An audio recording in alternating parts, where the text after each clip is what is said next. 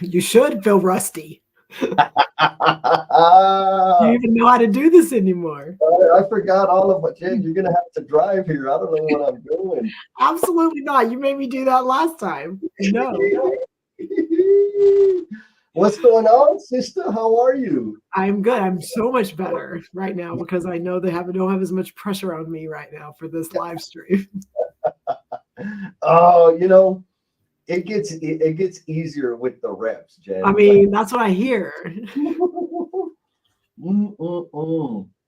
What is going on, NoBS tribe members? How y'all doing out there? If you're out there, leave us a comment, leave us a like, give us some kind of signal that you are still with us. I missed y'all. That I didn't run you off. No, I'm sure that. Oh man, so How was your week? oh my God, my week was freaking awesome, like super, super awesome. I got to go out and do some of my sweat equity improvement stuff. That's awesome. Yeah, it was so. Oh, look, we got Miss Elizabeth. Good morning, Elizabeth. Good morning. Man, she's been rocking it, giving out the Luna Awards out there. And she's been all over LinkedIn. Man, good morning, Miss Elizabeth. So I got to go out to the project and capture some learning, like in the moment. Awesome learning examples, which was, you know how much I love that. Oh, and aren't you like presenting on that in San Diego, like in a couple weeks? Why, yes, I am. I will actually. I am co-presenting with Miss Lynn. Co-presenting, yes. Yeah. We are co-presenting. I think the name of the thing is "Riding the Waves of Safety and Efficiency." Fancy. Nice. Yeah, so we got a nice little case study and some good nuggets for the people. My goodness, people are coming in. Come on. What do we got? So we got Mr. Lance Furiyama. He says, hoping Steve's start at his new gig is going. Yeah, like Steve Martin just started a new gig. And he had some really cool lights. He got to see the Northern Lights and he sent us some. We saw some. There he is. We see him. Yeah, there's Steve. Yep. Steve says, yep, coming in. Who's the new guy? Yeah, that's me. Steve. Right. Thank you. Exactly. We got Mr. Cade Keys. Good morning, Cade. The East Coast. What's up, Cade? How you doing, man? Oh my God, Nick Clemens. This is Nick. Okay, so I get to do this one because I actually know. So Nick Clemens, which he's not coming in, but that's who he is, and so he's presenting with us, and I'm presenting with him really at Congress. So his company O'Shea and Robinson Morton are doing a joint presentation about organizational transformation, which is super exciting. And so I get to hang out with him in a couple weeks. Nice. Oh man, we're gonna have some fun out there.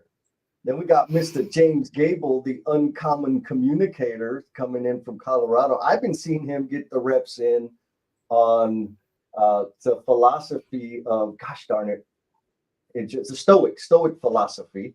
He's been getting some reps in, getting the practice, creating some different content out there for people. And then Mr. Jim Firestarter Guntorius, he's at the soccer fields today. Man, we got a party going on today. We do. It's a little bit of housekeeping. If, like, folks, we love you, super, super love you. And if you're not seeing, sometimes your comments don't make it to the back end where we can see them. I think we've isolated it. That's usually if you're on an Android device, it doesn't feed through the stream thing. That doesn't mean we don't love you. Just letting you know we're not ignoring you. I pinky promise. The easiest way to make it through the feed, if you want to get your comments up here, is to go to YouTube and search NoBS with Jen and Jess. You'll be able to find it there. And for some reason, YouTube will allow, lets that come through. So it's like a LinkedIn. Oh, wait a minute. Lance has an update. Okay, so Lance, I guess you're coming in on the green screen or the blue screen. So you're coming through. Awesome. Well, then we don't have to say that. We know it's important because last time Steve's comments weren't coming through and he was feeling a little bit neglected. So he switched over and they came through. So I'm glad it's been fixed. Yes. Look, Steve says new gig is awesome, and hopefully we'll hear a little bit about it at the after party. Yes. And yes, Lance is coming in Android mobile, and it's coming through. That's really good. Very that good. makes it better. And also for the lurkers, you know, I love you, lurkers. You know, I got love for you. We're doing the randomizer again. So anybody that issues, like drops a comment, even like an emoji, happy face, something or other, in the comments, you're automatically going to be put into a raffle. And at the top of the hour, we're going to do a drawing. And what that'll get you is 1 month free access, VIP access to the cultivation crew and emotional bungee jumpers for November. So hopefully that's a little motivation for y'all to comment. And if not, everybody that is commenting, you're already in the damn thing. So let's keep it going. Mr. Josh, you know this guy? We do. I do. And actually, he's coming to Congress. So we'll get to see him in a couple of weeks. He's coming to hang out. Josh Young's got a crew coming. So he's got a big team. And so this is Josh's first Congress. So he's super excited. So awesome. Oh, man, we'll have to inundate him with all the coolness. Yes. We also have this blue heart thing. Yes, blue hearts. So these are important. So we know that we have a lot of amazing people that are chiming in and adding their names and telling us where they're from. We also know there's probably some people, whether it's the first time you've like clicked on this link and don't know what you've jumped into, or those that are busy doing other things. And so they don't really engage in the conversation. And so Jesse calls them lurkers. We want to make sure that we know, that we care about you and that you're out there. And so if you will, even if you can't be super engaged in the conversation today, if you will put a blue heart, letting us know it's your first time or that's your first time typing, letting us know you're there. All it does is we can recognize you, but then it lets our entire tribe go and follow you and your content. And because that's what we are. We're a community, and we want to make sure that we are continuing to grow that community. So that blue heart just lets us know, hey, I'm here, and it may not be super engaged today, but hey, just letting everybody know so they can go and connect with you. Yes, absolutely. The lovable lurkers. If you're a first timer, let us know. Oh, we got Mr. Clyde King. Yes, Clyde, yes. Oh my goodness. All right. So we have this topic. I forgot how this whole thing goes, Jen. It's been a while. Yes. Yeah. Thank y'all for coming back after Laura and I filled the spotlight the last time because Jesse ditched and we had to make do. What are we doing? Are we having a conversation? Laura and I helped lead kind of the conversation last time on trust and vulnerability. And then in the after party, we had some conversations on, I didn't, because Steve completely took it and just ran with it and had an amazing conversation afterwards. And then some of the conversations you and I had were some of the fears around people that either haven't done something before and they have to make a decision to do it, but then they do it the first time and it sucks. And they do it and they're just that wasn't what I had planned to do. That's not what I want to do. And then at that point, they get to make a decision. They get to make a decision on, okay, that sucked. How can I make it better? And let's do it again. And then you also have those that are that sucked. I'm not meant to do this. I don't want to do this anymore. And I'm done. And and it does, and both times, I mean, people I'm sure have experienced both of those. And yet when we do something for the first time or we do something and it didn't turn out the way that we maybe intended, what is that thinking process? What does that look like for us? Because if we think about as we've grown up and the experiences that we've had, and for me, it's sports because that's easy. The very first time I did something, I didn't know everything. I didn't have all the knowledge or the ability or the fundamentals. I didn't have all that. So I could have just said, well, I suck at basketball because I don't know how to shoot. So I don't need to play basketball. But the reps come in the learning. The reps come in the how do I grow? How do I evolve? It's the reps. And so we're going to talk about that, not just in sports, but in our lives.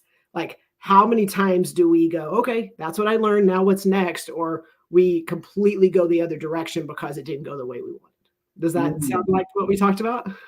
I don't know. This is what maybe you can help me. Okay. So we have right now, you and I have a reciprocal propulsion workshop scheduled for Friday. Yes. And it's our very first time doing that experience in workshop format. Yes, yes, And exactly. Like a way, like in a setting, in a learning setting. Yes. yeah, yeah. And so how does this idea, this concept, this topic, what's the relationship between that and what you're talking about? Okay, that's great. So you and I have done the reciprocal propulsion weekends, like weekend retreats, and we've done that for almost 3 years. And then some of the feedback was like, that's great, but I can't go spend a weekend somewhere. Like I don't have the ability to do those things. And so when I talked and we kind of, okay, so what are some options of some things we can do? Because we know they were successful. We know there was value. But like, what can we do to accommodate and maybe adjust some things? And we said, okay, well, let's take it out of the weekend setting and let's put it in a classroom setting. Let's put it in a place where people can come, spend the day, and leave. And then we'll see how that works. And that's about how things with you and I go. Is we just kind of let's try and see what happens. And that's kind of what set up what we have right now planned for next Friday. Got it. And then based on whatever happens, we'll either say it was a disaster, we're never going to do it again, or let's try it again, but let's do it a little bit differently next time. Let's tweak it a little bit. Okay, I got you now. Okay. All right, so I'm fixing to jump in, but first, we got a first-time lurker. Mr. Charles. Blue heart. Hit him up. Y'all are yes. Connect. Charles, thank you for jumping in. And now you have been thrown into the raffle. And also, you will be swarmed by NoBS. Yes. Hopefully, you'll come to the after party. Yes. We also got Miss Cindy. Good morning, Cindy. How are you? Cindy sent me oh my gosh. She's one of those people. She's been in our tribe for a while. We don't see her all the time, but she's attended some of our weekends, and she sent me a photo this week when we were in San Antonio of Buddy and I signing books with Armando in the background, and she had it in her phone and she shared it with me, and it just like made my whole day. So thank you, Cindy. Wow, thank you. That's amazing. Oh, ouch. Okay. We got Miss Emily Ackerman. Yes. Good morning, sister. Good morning, Emily. I've seen you a lot on LinkedIn too. I know she's got a baby coming, and she's also running around doing a bunch of other stuff. So thank you so much for being here this morning. Yeah. And then we got my brother, Mr. Ernest. What's up, Ernest? Yeah. Been extra supportive. And then lastly, Miss Maria Spicy Martin. Yes. Practicing is her favorite. What's up, girl? Awesome. All right. Well, then, so back to the power of the reps. Keep the comments coming, y'all, because that's like, you have no idea how motivating that is. It feels like before the reps, there's something that has to happen. Okay. Right. And it's the first step. Yep. And so question to everybody out there in the Omniverse. Let us know in the comments, what is harder, taking the first step or doing the reps? And I'm going to add a little bit of more color in here, Jen. Yes. Because a lot of times that first step, when it's ugly and wonky and uncomfortable and like way of like eons away of the ideal outcome you wanted, it becomes very easy to say, that's bullshit, I ain't doing that no more. And I'll give a simple example that I think everybody, especially everybody's here on the socials, that first post you make about that thing that's really important to you, and freaking nobody likes or like freaking crickets.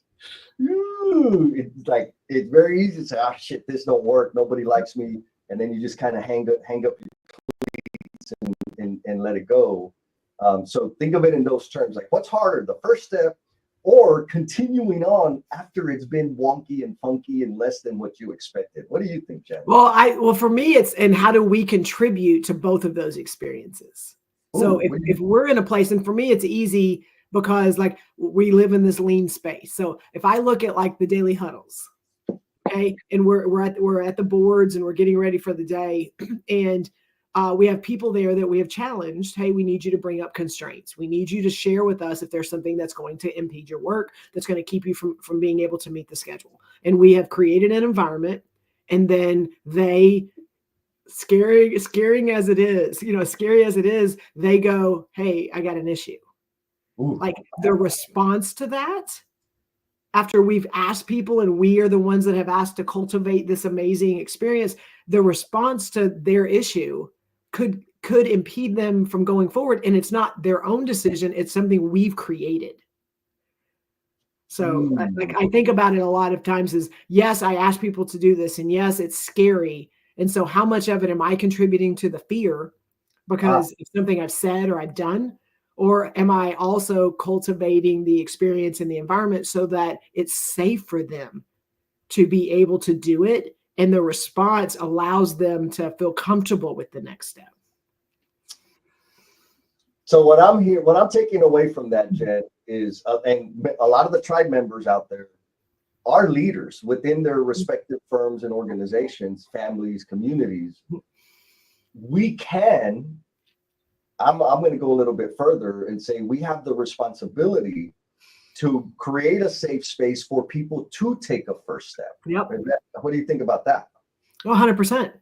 It's on us because, again, because we're in a place a lot of times to create, I use the word culture, Adam loves that one, but the environment and the behaviors that are okay and the ones that will not be tolerated. And we have the accountability in that, the responsibility in that, like we're there to allow it. And then we can't get mad when it doesn't go our way, when we've not fostered and cultivated the right environment. So there's two layers here. Lots of layers. Right? As the leader, we can create the conditions for people to have the confidence to take the first step. And our response to that first step will create the conditions that make it safe for them to continue with the reps or just throw up their hands 100%. And give it up. Yes. Yeah. Yeah, well, and that's my space. Like, that's the space I live in. So that is a lot of my role in what I do is I'm in rooms facilitating. And like you have a lot of power and a lot of, ways to play around with things when you're the person, facilitating the conversation. And because of that, you have a lot of responsibility. And it's like, you have to understand, like you have people in the room.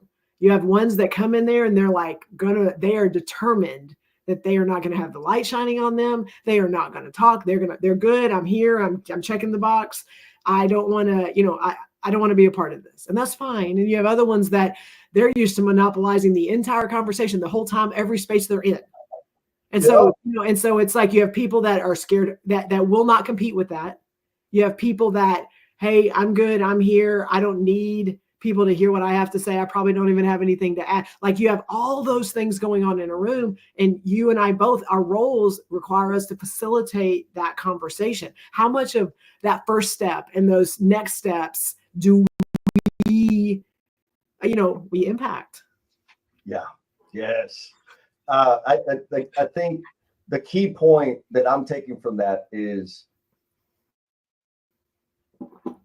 how do you bring everybody in? Right, rather as, and not just as like a facilitator, because that's where that's your expertise, right? It's where you spend most of your time is facilitating conversations. But as a leader and a manager, we are facilitating stuff all the time, right? Yes. And we have the responsibility to say, hey, time monopolizer, the people that suck up and eat all the airtime, like time out. Emily, what do you think? Right? Yes. To bring people into the conversation. So we got to all right, pause, hit the mute button, and then hit play on the other person. It sounds kind of goofy, but it's true. Can do that. We need to do that, right? Yes. When I hear about like inclusive culture, it's that. Like it can be that easy. Hit pause on the big mouths. I'm one of those. Hit pause on me. Hit play on the people that are kind of hiding in the background, because that's necessary. Like we need to do that as leaders. Now, to the question, it seems like we're kind of. We got some answers. Yeah. What do we got?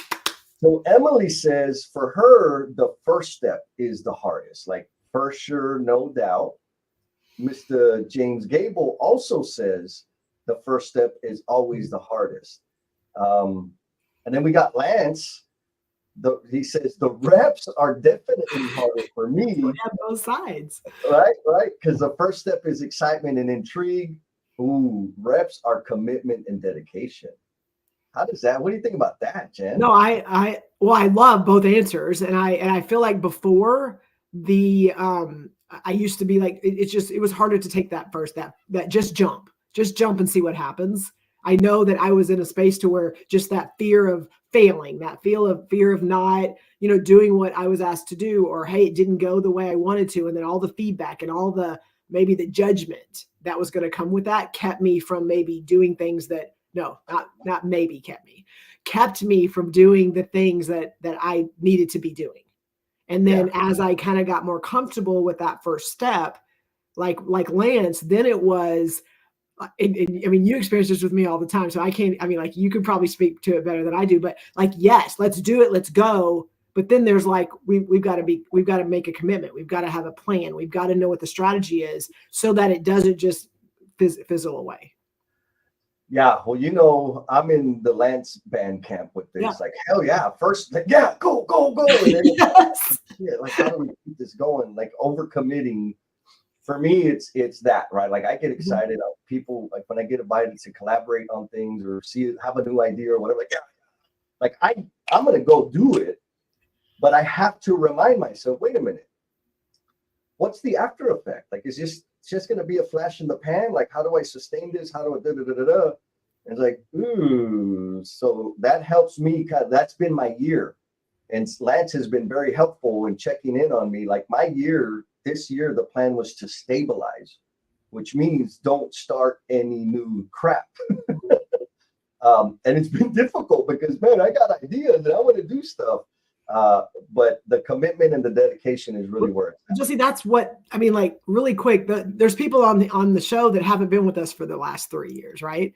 Nope. They're coming in throughout. So this is a result of us doing something, just taking a first step and doing something, and then finding some other people that wanted to be a part of what this was that we did.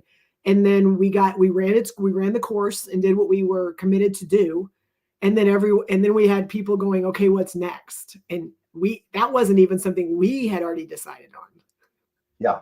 Yeah, totally. Right. It was and so that's the thing, right? Is for me, and you and I've talked about this before, it's a dance, right? I'm going to take a step, and based on what the response is, it's going to like signal back to me what the reps should look like, what it should feel like. Anyways, that's the best way I can say it. So, man, we got so many comments. Let me go through. I think this is Nick Clemens. Okay. He says the reps are toughest if the effort is not sticky yet. So I think he's talking like an organizational situation. Yes, absolutely. What are your thoughts on that? Well, I mean, okay, maybe I'll give a little bit of insight. So again, Nick and I have talked about this, so I know a little bit more of where he's coming from. But absolutely, when one person, and it goes back to like that dance, like you said, and I've talked to Nick specifically about this. Like he sees it, he sees what those next steps are, and I know Nick, he's not scared of them. He's not scared to do it and to take the jump.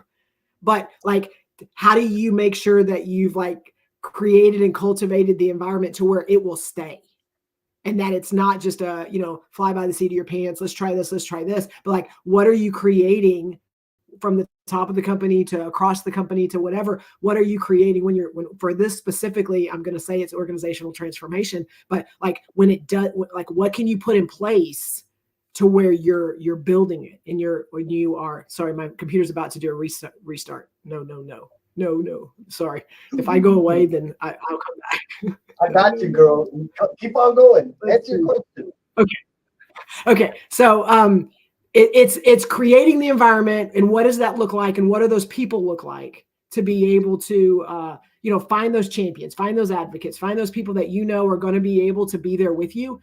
And then for us, that grew organically. Like it's finding the right people to be around you and not trying to go, I'm going to change the whole company, I'm going to turn the whole ship and everything's going to be amazing.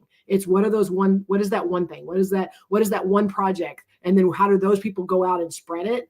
And so for me, that sticky part is don't try to have the whole company sticking together on something. Find something that you can find a couple people that can really dig in and really go, yes, this is it. And then they're now your voice. You don't have to be the voice. Yes. The body of work, the things that are happening are going to speak for it. And then other people are going to be drawn into it. Not so much, I don't use the sticky analogy, but I like it. But to me, it's like that light that all the bugs come to. It's like, what are you doing? That they go, what is this? I want to be a part of this and stuff. And so it's like being able to create that then draws people in instead of come on, you got this. It's okay. Like you're like getting people excited about something. Yeah. I'll add to that, Jen, that in terms of the stickiness. Yes. There's a very big difference between me coming to you with my agenda and the things I think you need to do versus me identifying a pain point that you're suffering through and helping you with that pain point. Yes. Right? Like, yes, 100%. If I help make your day better, that becomes sticky. But it's difficult organizationally, right? Because we want to have a 5-year plan and we want to have the rollout. And it's like, today's problem is not going to be next quarter's problem. Right. Maybe not. Let the problem pull the tool.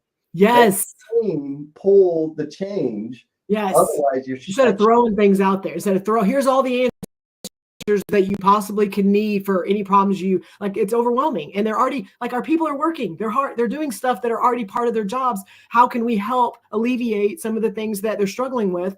Like being able to give them that one thing to go, ooh, that makes this a tiny bit better. Yes. Oh man, we got a lot of good stuff. Y'all are killing it. So Steve says, which is harder? Easy, the first step. The first step is mindset. Once you tell yourself I'm doing this, the behavior is the reps, follows. I agree. I can't argue with that. Let's see. There's so we got some nice analogies. Clyde says, with my love of dirt racing, reps are laps. The track is always changing, and the adjustments that can be made are quite high in a dirt late model. The reps give you notes about how the car performs and the knowledge for future of what works and what doesn't. So, man, there's a lot there, right? Like, even you started the thing, you're making the same rep to do the same thing, but as you're doing it, the conditions change, the environment changes. And so you got to draw on your past experience and also incorporate the changes in the current condition to keep the reps going. I think that's a fabulous point because I personally have been in this situation and I've seen other people do it. They're doing the thing, whatever it is, and it's working and it's awesome and everything's great. Everybody loves it. It's sticky and sexy and all the things. And then all of a sudden it gets hard. And they're like, well, what's wrong? Why aren't people doing it anymore? What's the thing? Well, guess what? The conditions have changed. And so we need to be flexible and fine, we have this history, this historic data that says it's awesome, but something changed. And we've got to incorporate it and accommodate that to adjust the future reps. So Clyde, thank you for sharing that because I think it's an easy thing for people to overlook. We also have some real things. Ernest says the crickets are the most difficult thing, right? No, somebody asked me this before and they were like, Jesse, what feedback do you like the least? Like the thought was positive or negative. My answer is no feedback. Right? Like, oh yes, it's not positive or negative for me are good. The feedback that I like the least is the lack of feedback, like no response, no silence is the worst. It really, really gets me off center. How about you, Jen? No, 100%. I mean, I've before it was the fear of someone judging or you kind of you have to work through some of that of okay, I'm going to ask them, but hopefully, hopefully it doesn't hurt too bad. And now no feedback is is the thing that bugs me the most. Like, it's great if you get the positive accolades and the, oh, this was wonderful. Like, that's what's wonderful. It fills my cup. But even the feedback of this could have been better, or why didn't you do this, or this is what I thought it was going to be, but it wasn't. Like, every one of those are things that I get to choose on. Number one, is it something I need to make an adjustment for? And I mean, like, we know that's life, right? And the other is I could just go, thank you so much for that. And then I get to make the choice on whether I use it or not. Yes. And both are better than nothing. Yes, absolutely. So speaking of feedback, Clyde says, Jesse, you're perfect. Thank you, Clyde. Exactly what that says. Going through the Jesse filter, that's exactly what was received.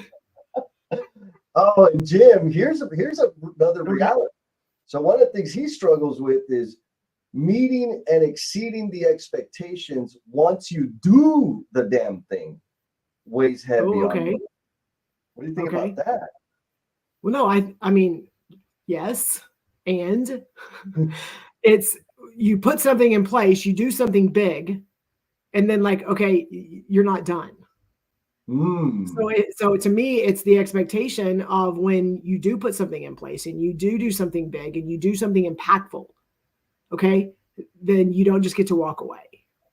Like, if you've bought it, if you've been part of it, then, like, what is that? What do those next steps look like? Are you going to see it through? You know, what have you put in place to be able to sustain it? And to me, that's a big one. Is it's great to do these big things. It's great. You know, Nick and I talked about it a lot, to put things in place, but it's just as important to have the conversation on how are you sustaining that and making sure that it will continue versus, okay, I've checked the box and this has been amazing. Now let's move on to the next thing. Because those are easy too, right? Those squirrels and those rabbits and those things that we follow all over the place. It's like, also, do you have some inner checks to make sure that you're not just jumping to the next thing?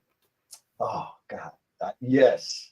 And I'm going to go out on a limb here and assume that Jim is referring to Breakthrough Builders Network, right? Like, he made a post and then he did the damn thing. He's got this community. Him and Benjamin and Diego, I think, are growing this thing. And so now there's some, like, expectations coming from it, similar to the NoBS with Jen and Jess situation. Yes. And I don't know if this is applicable to every situation, but I think it is. I really do think it is. And so once we launch something that's amazing, right, that, you know, and let me be clearer. When you launch something that provides value to other human beings, and also helps you grow and develop as an individual, the way I know how to keep that going and meeting or exceeding expectations is to invite people to contribute. Yes. I don't have to have all the answers. The tribe will inform the direction. Yes. And it just continues to grow and develop. Same thing with emotional bungee jumpers, the cultivation crew, NoBS tribe, Breakthrough Builders, like all of those things, they started in one place, but as they grow and expand, we invite people in to contribute, and that keeps the magic going. Yes, 100%. You have to grasp and chart on that. It's that you and I do not, like, you and I could show up every other Saturday morning and we can talk about the things that are important to us. But, like, how is that helping anything but you and I? So by us having created a place where there are other people here and they are contributing, but they are also receiving. And not just from you and I, they are receiving all these comments and all these things that are happening over here with each other. They are now getting to grow and take and understand a little bit more and contribute. And so, like, we've just created a space. That doesn't mean that you and I are the ones that are delivering all of this amazing content, conversation. We've just created the space. Yeah, we're just holding it. Everybody else makes it awesome. Otherwise, we would be talking about me, my favorite subject, and I have no problem with that. Yes. Like, I would really love to do that. But James is like, oh man, now y'all are adding pressure. So let me give a shout out to Mr. Andrew. What's up? Good morning. Morning. We got a question, Jen. Okay. And I'm going to go at you first, but I want the tribe, because some tribe members I know are absolutely going to have a perspective on this. So Ernest asks this question: is identifying someone's pain point for them further from or closer to solutionizing? Ooh, that's a really good question. And so, is identifying someone's pain point for them? I'm not sure that's my job to identify their pain point, but I think I have the skills and the ability to be able to ask questions to help them get closer to identifying it for themselves. I'm not sure it's my job. Okay, so you said skills. What does that look like? Like if Okay. you were, Yeah. No, that makes sense. So for me, to be able to have skills is not to be able to help them. It's not to be able to provide the solution and go, here's what's going to make your job better. Here's what's going to make your life better. Here's what's going to help you. It's my job through reps to learn how to ask really good questions.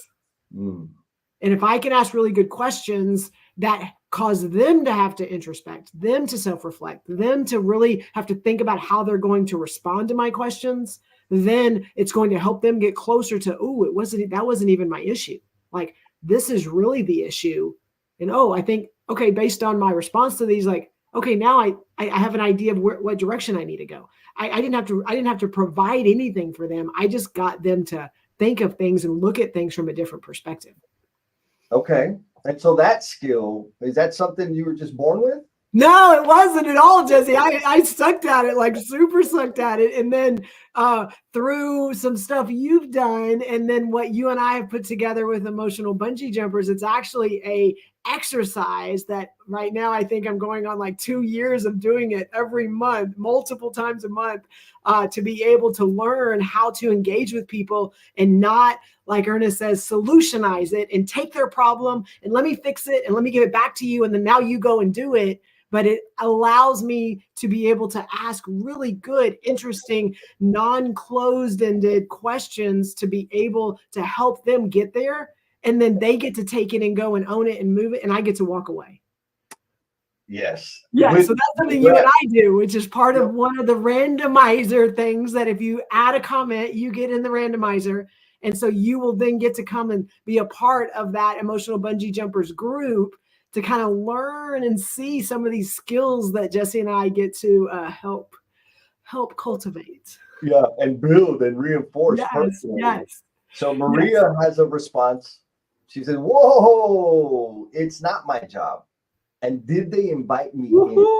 Yes. If not, I'm with Ernest. It's solutionizing." Yes. Okay. 100%. And so back to Ernest's question, beautiful question, Ernest. And the way you structured it makes it very easy for me to answer it, right? Is identifying someone's pain point for them right there, that structure says absolutely that is solutionizing. Yes. If I come up to you and say, this is what you're doing it wrong, you should do it this way, this is the best way, these are the best practices, I just solution shank the hell out of you. Yes. Because I put no effort to, like Maria said, getting permission. I put no effort into really understanding what you're thinking and what you're like wrestling with. I just decided that your problem is X, and the only way to deal with it is Y. And I just love the way you can hold your composure, like your pose, Jen. It's so awesome. All right, guys, everybody in the chat, let me know. Do you want to keep Jen's super still pose, her statuesque pose on the screen? Oh, I'm loving this. This is so fun. Or not. No, I'm joking. I'm going to go ahead and bring the Jennifer back. What's up, Jen? Hey, I told you what was about to happen. Like I saw it this morning and I postponed it. I'm like, it's gonna restart my computer right in the middle of the live stream. But that's okay. I had a backup plan. I mean, things happen, right? Yeah, well, you're on your phone and it's working. I love it. So, Ernest, hopefully we answer your question. But yes, simply put, identifying and deciding somebody, this is their precise problem, and then telling them what to do about it is 100% solutionizing. Now, so that's kind of the trick, is when I think I understand their problem, like Jennifer described, the game is ask interested and curious questions of the individual, so that they can get clearer about their problem. It's not my job to give them the answer. Now, in some situations, I completely understand that we got to give people answers, but not every damn situation. Yeah. So if that was helpful, Ernest, give us some thumbs up in the chat. If it wasn't, give us some thumbs down and we'll try to readdress it. But thank you, man. Thank you for bringing that to the table. That was good. Who else we got in here? Miss Kate Phillips says, good morning. Good morning. Okay, good morning, sister. Oh, look, Andrew says, yep, he's been trying to say thanks for the energy. He's got Android issues. And then Steve Martin self-confesses. He says his expression when he's stuck in solutionizing mode, and I hear my pain point is you. I like that. What's wrong? You. You're what's wrong. You're the problem. Oh, that's so awesome. Oh my God. All right. So quick reminder, Jen alluded to it. I was going to say it again in case you missed it. Specifically for the lovable lurkers out there, I love drop a comment, do an emoji or something in the comments so that you can put into the randomizer, because here in about 20 minutes we're going to do the selection, the do it over, so we can pick some people to and torture more. Yes. All right. So we had another question, Jen. Yes. And Wait. Go back. Sorry. Go back to the question. Did you answer the question? What's harder, the first step or the reps? Yeah. No, I didn't. You challenged me, but I don't think you answered it. Yeah, no, I didn't. Okay. No. So let's go in. Let's get your answer on that one. Damn it. Nobody wants my answer. Yes, we do. So my answer to this is the first step is the easiest thing in the world for me, because I'm like a freaking otter that just wants to flip and flop and play, and like I just want to have fun. So for me, when there's a new thing that I've never done before, my brain doesn't calculate risk. My brain doesn't say, hey, if this doesn't go well, you're going to lose credibility. My brain says, let's do it. Like, yeah, yes, like default yes. So the first step is super, super easy for me. Now, where I struggle, and I touched on a little while ago, but where I struggle is in the reps, meaning I'm going to put this in the context of dating. Like going on a first date, that's easy, right? Like that, yeah, let's go, let's have fun. But then there may be an expectation, there may be a connection, and because of the way I'm wired and the way I've designed my life, having a frequency of like, let's go to dinner, let's whatever you're supposed to do when you're dating, to me is overwhelming. Right? Like maybe if you can handle once every 6 to 8 weeks, then we can date.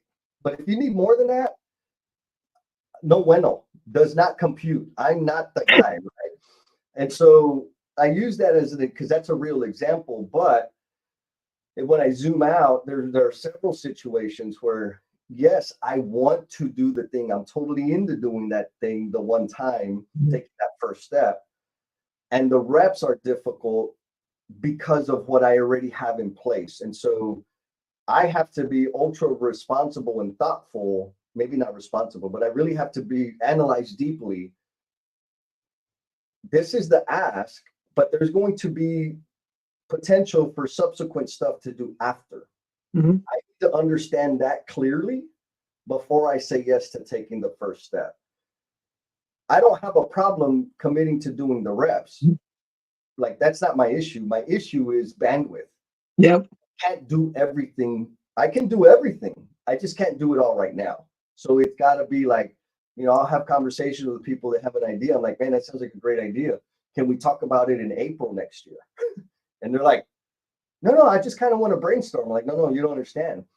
I don't have the time or bandwidth to even brainstorm on the thing. Like, I want to be a part of it, but right now I can't, because I don't I've got other things that I'm focused on. So was that too complicated? Yeah, no, Jesse, that and it resonated with me because you and I talk a lot and we come up with a lot of ideas. So I think two things that made me, I guess, hit me when you were talking. Number one is being able to have the conversation, and I get excited about a lot of things. You know that. I think you get excited about a lot of things because you can see what it could be. So it's like being able to acknowledge, hey, capacity wise, like here's where I'm at. So that's number one. Number two is, to me, the most important thing is, do you have the right people around you that you are able to talk to, and they're able to go, Jennifer, you can't take on another dang thing. Like, you got to, like, yes, that's amazing. And you know what? I can foresee that's going to change the world, and that's going to take over, and everything's going to be great. You're not there right now. Like, if you take that on, all these other things that you've committed to, they're not going to get your full support, and they're not going to get across the finish line. And then you're going to be halfway through this and try something else. But like having those people around you that will like stop you for a second and then go, or even ask those questions that you and I talked about. And okay, so like what's your purpose? What's your passion? What are you trying to accomplish? And where are you right now with this? And what's the goal? Like asking those questions to really have me self-reflect. I have to go, oh, you're right. Like I foresee what this could be, but this is not a 2024 today issue. This is not a 2024 today on Saturday morning problem for Jennifer. It is a wish. It is a goal. It is a something that I can begin to tackle in January, or begin to tackle, like, just like you said, having people around you that can ask those questions to me is just as important as us making the decision to do it or not do it. Yeah. So you reminded me of something. I want to give this to the tribe. Like, this is the filter, the questions I use to filter through and manage my, like, yeah, let's go. The first filter is, will I learn and grow from this experience? Right. That's the first question. Is this going to help me learn and grow? And think of that in any terms as you want. Is it going to help me grow my network? Is it going to help me grow my experience? Like, yes, any and all of the above. Will this effort help me learn and grow? The next question, because that's almost always a yes. Of course. Right? The next question is, what am I prepared to sacrifice? Yes. To do this thing? That second question right there is like, nothing right now. Yep. It has to be really, really gigantic in terms of impact it's going to have on other people's lives for me to squeeze it in, because for me to take it on, because I don't want to squeeze it in. I want to take it on. Yes. Those are two different scenarios. So thank you for reminding me. But I love that second question, to see almost like when you're ready and excited for something, or about to take the first step, or about to do the next rep. Like, what am I going to sacrifice or have to sacrifice to be able to see this through? Yeah. Yep. So Steve is actually demonstrating what solutionizing looks like. He's saying, so what you're saying, Jesse, is the first step is the hardest. You just don't realize it yet. Nope, not at all. That is not what I'm saying. The first step is the easiest for me. It's the reps that take some time. And this Kate Phillips says bandwidth analysis is so key. So you see, Jen, I keep trying. Yes, they're hearing what you're throwing. Andrew says, I'm with you. The constraint factor is bandwidth. When we squirrel it in every direction, nothing ever gets done. 100%. And then, this person? I do. Good morning, Sarah. I know she's probably been out there. Like, she's one of those that she shows up to everywhere we're at. I feel like I get blessed to be able to have Sarah. So yes, good morning, Sarah. Yes. And when she shows up for real. You better be ready. Yeah. Yesterday on our cultivation crew call, man, she brought it. It was something. All right. So one more comment, then we're going to move on to the next question. Yes. So hopefully people are kind of getting a picture of, like, some of us struggle with the first step. Some of us struggle with the reps. It's okay. Like, that's what it is. And so if you struggle with the reps, Emily brings a beautiful analogy. She says, I kind of look at it like working out. Just me getting to the gym is the hardest part. But once I am there, I get in a rhythm, in the zone, and then she can make it happen. agree, same. Yeah. Like, get out of bed, like, oh, I don't want to work out. But once I get up and Yeah. put my shoes on, it's like, okay, let's go. Let's make this happen. Boom, bam. All right. Okay. So did I answer your question? Yes. Jen? Now you can move on to the next question. So what scares you about doing it again? Now, again, should we frame this a little bit or leave it Yeah. open? Frame it. Go ahead. Yeah. Okay. So you took your first rep, that Mhm. first thing, the new thing, you never done it before, whatever it was, and it was wonky. Mhm. And it totally made, like, you're embarrassed, you could have done better. Mhm. What scares you about doing it again? That's the frame, that's the question. Yep. So for me, I think it's judgment.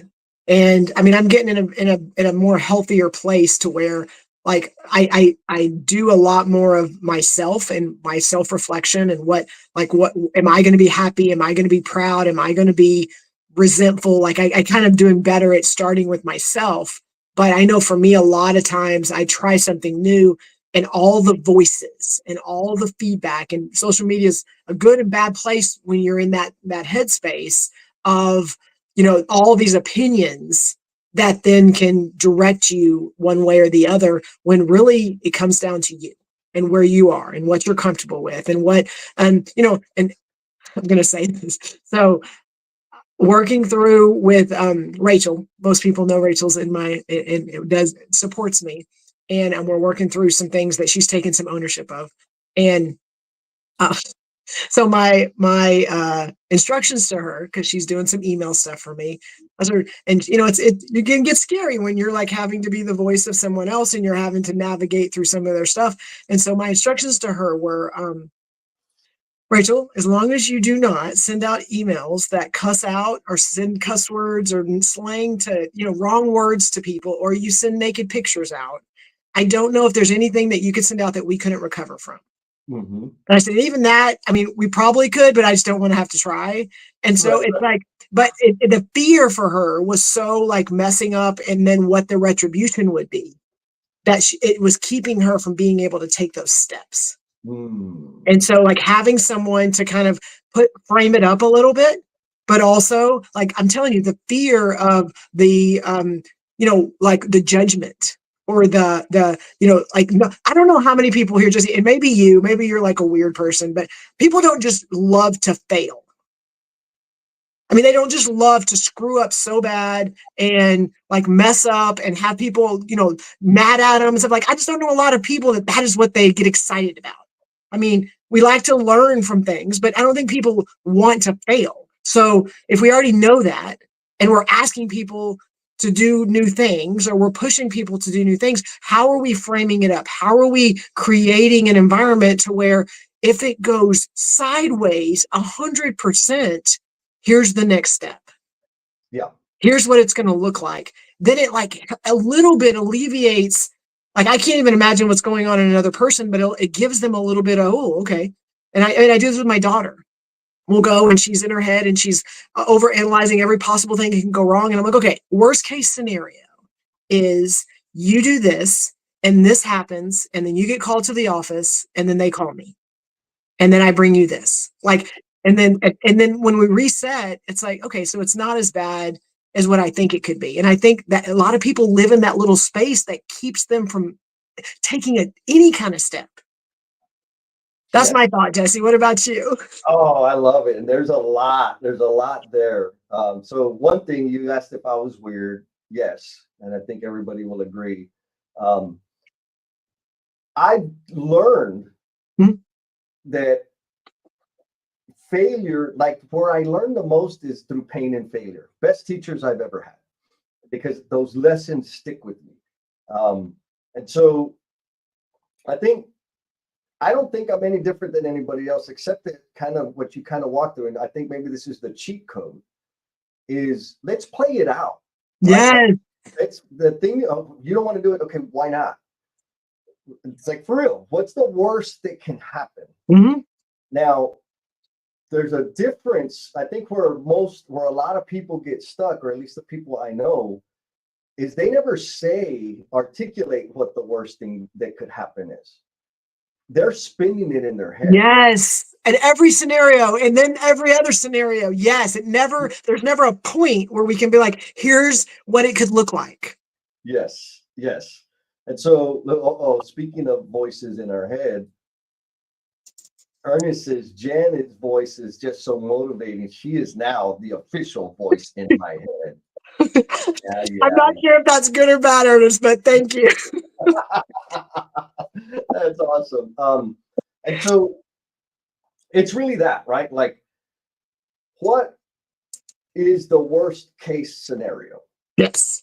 And also, I know that this wheel that I'm spinning and like weaving this really horrible, negative, disastrous outcome, I have a lot of data that proves that that never happens. Yes.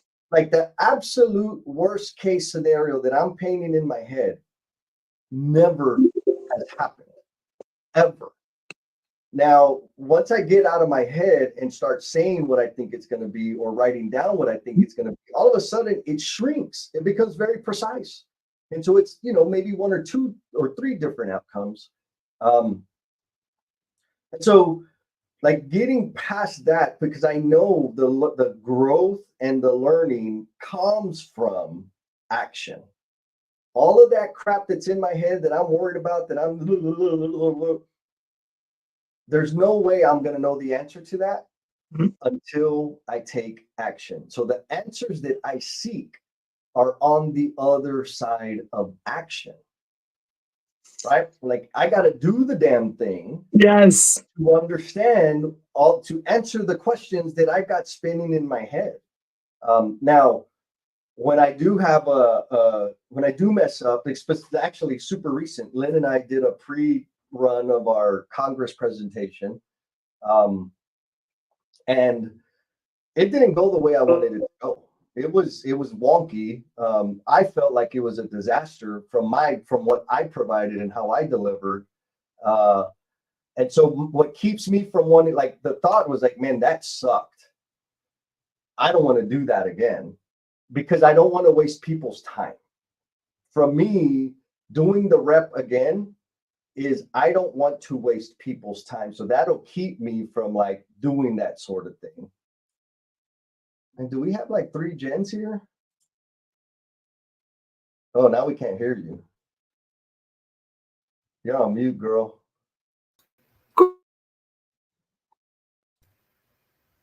Hello, hello. Oh, there you are. Yep, we're good. We got it.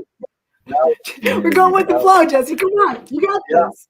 I was thinking that Ernest stole your voice all of a sudden because it's in his head. And Adam's like, "Be careful, Ernest. I don't know." Oh, what? Adam knows my voice. He hears it every once in a while. Yeah, he does. Steve Martin answers the question. He says, "What scares me? Nothing, because I thoughtfully considered the cost and benefits during the hardest part, the first step. So nothing scares him. He knows the answer before he goes." James Gable says, "If your feedback loop is the voice in your head, know that that loop is broken most of the time. It is either overinflating or deflating the truth." That sounds like one of those stoic perspectives there. It does. Jen? Well, feedback loop. When we talk about feedback loop, when we think about feedback, if the only thing we think about is ourselves giving our own self feedback, I'm not sure how well that's worked for you, Jesse, but I know for me, it's very jaded. It's very one perspective, one side, not really thinking about everything else. So a feedback loop to me is out and in, which means it comes outside of me and I voice something and then I get to hear what's going on and then I get to receive. And to me, that's a feedback loop. And if it doesn't ever leave you and it's all up in here, it is very broken. Yes, James, I concur.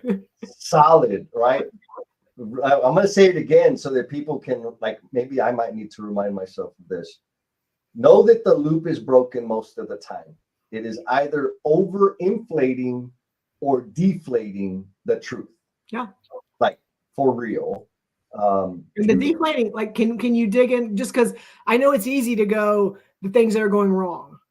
And Jesse, you've been a great feedback loop for me on deflating the truth. Like, I'm really good at like downplaying things, and it's that, yeah, I mean, yeah, Jesse, but you're very good at like shining a light and going, no, like lean into this, or that is something you're like, can you speak to that too? Yeah. So the best way I can describe that is, it comes from me, my super healthy ego, right? Like, I am the greatest. And actually, James, maybe you can fact check me on this, but back in the day, I think Marcus Aurelius had people on his team to remind him, like they would just say, you are human, you are mortal, you are flawed. I need that team. Mm-hmm. And so because I know it's very easy for me to get on the Jesse bandwagon and over index on all my strengths and over index on all the things I'm very comfortable about and the things I have a lot of fun doing, which means if I stay there, I'm not growing. And I don't like that. So I need a reality check to say, okay, sure, pat yourself on the back and get over it. Because here's this other opportunity to improve or enhance the way you serve people. So this is kind of how it works in my mind. And I'll ask people for very specific information or specific questions to help me like check my assumptions and make sure I'm not swimming in Jesse land all the time. Now, what does that look like externally? Like you and I, Jen, you're amazing. Everybody knows you're amazing. And when we're having conversations, I'm like, yeah, you're amazing. And hey, there's this little dark corner over here. Have you looked at that?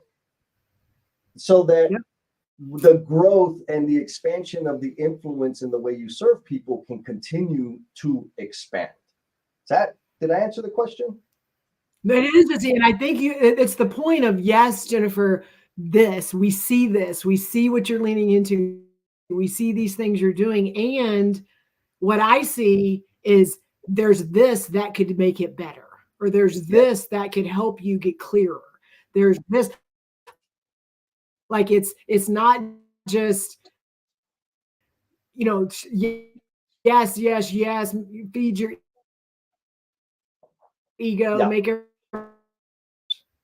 Sorry, it's a day. I'm just telling you. You're good. Let's let the Wi-Fi. But there you go. It's not just that acknowledgement. It's also and let's look at the learning, and we're not getting better. Yep. Oh man. All right, folks.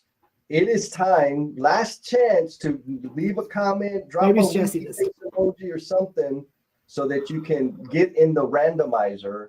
I'm going to read Sarah's comment here. And Sarah says, in yesterday's cultivation crew, I wasn't scared. I'm willing to do the reps and do things others find scary. Yeah, no shit. You prove that. What I tend to wonder is if everyone else was ready for the depth.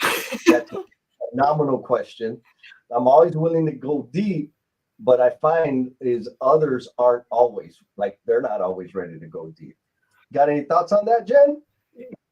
Yeah, well, it's scary, and I love the way she framed it, because like it's not only our fear of what we share, but being in an environment, and are you in a place that, and you and I literally just talked about, like, what is the space, what is the environment, what is the culture of what's been established, so that people feel safe to do it, but also how it's received.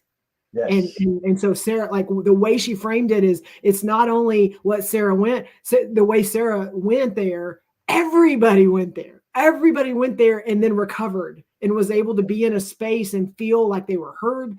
And also like they were able to then to keep moving, talking about some very hard things. Yes. And I think one thing I want to comment on, Sarah, like I have the same problem, right? I don't mind getting extra vulnerable and going deep and asking hard questions and pointing at ugly truths. And I also know that there are people that they have a different tolerance for that. And so the way I deal with it is I kind of gauge the scenario, gauge the room, gauge the environment. Like if I had my choice, if I had my druthers, I'd rather be there all the time. but it's too much for folks. And it's also emotionally taxing for me at some point.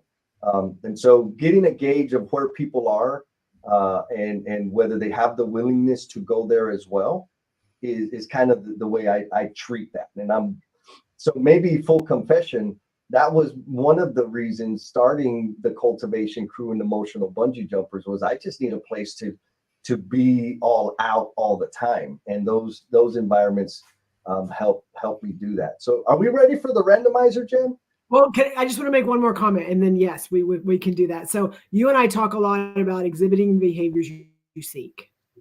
And I think I think another example is when we want people to jump and we want people to not give up and we want people to be able to continue to pursue things, are we exhibiting those behaviors too? Yes. And like in just that point of having, giving other people, motivating them, telling them, yeah, you got this. Don't worry about it. Don't be scared. It's going to be great. Or like you said, going there and getting deep and being vulnerable. Do you exhibit the behaviors you seek? Are you willing to do it, whether it's first or with them or things like that? Because I know for me early on, I wasn't there. And Jesse was like, we got this. Come on. I'm right here with you, next to you. I'm going to do it with you together. And it helped me feel like I wasn't going to be doing it by myself. And it empowered me. And I just think sometimes those people just need that person with them to be able to go, it's not as scary because I'm not having to do it by myself. And I won't be on the other side of this by myself. Yes, 100%. All right. Well, Mr. Chris Dowd is saying, pump it up, Jesse. Let's see the randomizer. So for Chris, you are in the randomizer drawing. Let me make sure I click the right buttons here. Nope. Oh, I got to do this. Yep. Oh, all right. You ready, 19, that's awesome. We need some music for kind of remember the Price is Right wheel? Oh, yes! Woo-hoo! Mr. Jen, I will be hitting you with some calendar invites and awesome fun stuff. And you are the winner. And you're going to get to be tortured with vulnerability with the rest of us wackos. Yes. Oh, and that's so awesome. So thank you for commenting. Folks, next time, drop your comment. We'll get you in the randomizer. And if you want to join us and not have to randomly get picked, you can also just come and be a part of what we do with our emotional bungee jumpers and our cultivation crew. Yes. If you want more info, hit us in the DMs or the comments. We'll send you some links and do all the or reach out to some of the folks that are right here in the tribe that are have been active jumpers for a long time. Yes. So Jen. Yes. Closing thought. Oh my gosh. I'm going to go back to it, Jesse, and I know I've hit it, but the power and the influence of the people that you hang with is for me, I attract a lot of people.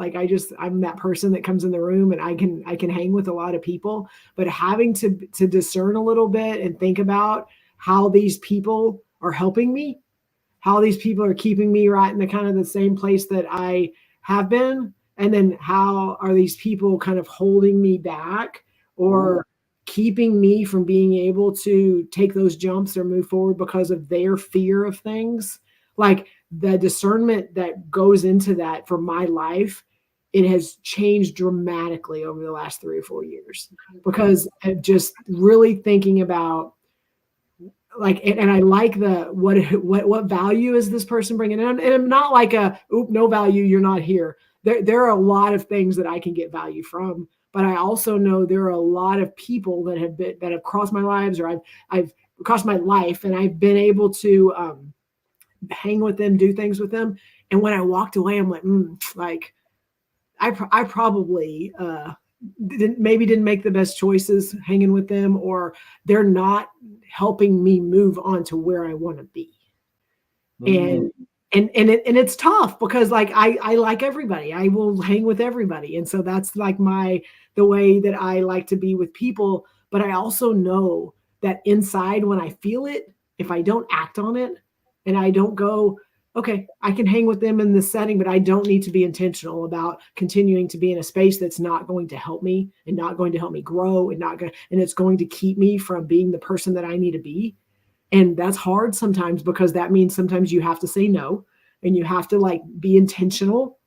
I've just learned, and I'm still learning. Like I feel like I'm a baby in this learning environment, but learning that that's okay. And that there are people that come in your lives and they go and, for different reasons. And even if it's learning going, I probably don't need to be out late at night with that person. Like that's just not going to end up in a good place. And so it's tough, and talking about it's even harder. So put the right people around you that you can go, hey, Jesse, I need you to call me about 8:30 and make sure I'm heading back to the hotel room so that I'm not out. I mean, like I'm just saying, you need to put those people around you because it is so important to have the right, we call it board of directors, whatever you want to call it, that can help you continue to move in the direction that you want to go.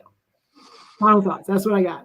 Ooh, that's awesome. Awesome sauce. And it kind of echoes Steve. Steve says, James Gable, insightful, highlights the importance of having a network with others interested in improving the lives of those in the community. Right. And so, which kind of makes me think a little bit about what is the selection criteria of the people that I have, of the people that I want to spend time with, because I absolutely to super simple. It's more complicated, but these are the easier ones. Will they contribute to my life? Right? Will they challenge me? Will they help me grow? Will they challenge my assumptions and give me different perspectives? Mm-hmm. And will they allow me to contribute to their life?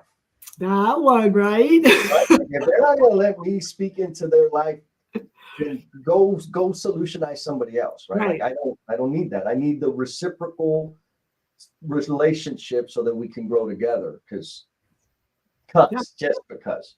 And we can build that community. So, anyways, great point, Steve. Echoing what Mr. James said. My closing thought are two things. One is we have the LinkedIn after party coming up at 9:20 or 20 minutes after the hour, because we got people from all over the country, East Coast, West Coast, everywhere in the world. So 20 minutes after the hour, we're going to have the after party where we can't see you. All we can do is hear you. And we want to hear your feedback, your observations, continue the conversation, any and all of the above. And just so you know, that conversation almost always informs the subject matter of our next live stream. Yes. So please come, get to know each other, and contribute to this experience. Lastly, we talked about the value of repetitions of doing the things so that we can get better and grow. And for me, most importantly, it's about finding new ways and being better at serving the person in front of me. Mm-hmm. It's about me developing, enhancing the gifts and talents that I've been blessed with, and even discovering new ones in service to others. That does not happen without taking the first step. And it doesn't get more gooder without the reps. And so the thing I want to share with the tribe out there is, if you're struggling with the reps, man, there's a whole bunch of freaking awesome people in the NoBS tribe. Reach out to them. Yes. Right? Like Lance has helped me stop jumping. He's helped me, like, hey, how you doing? Have you started any new projects? Are you still on your stabilization phase? Like, yes. And just the thought that he's watching reminds me, like, oh shit, I don't want to have to tell Lance that I cheated, right? And if you struggle with the reps, like Lance, he says, now he understands why he struggles with the reps, because he connects that with working out. This is a reference back to Emily's. That's a joke. I know it's a joke. So thank you for that, Lance.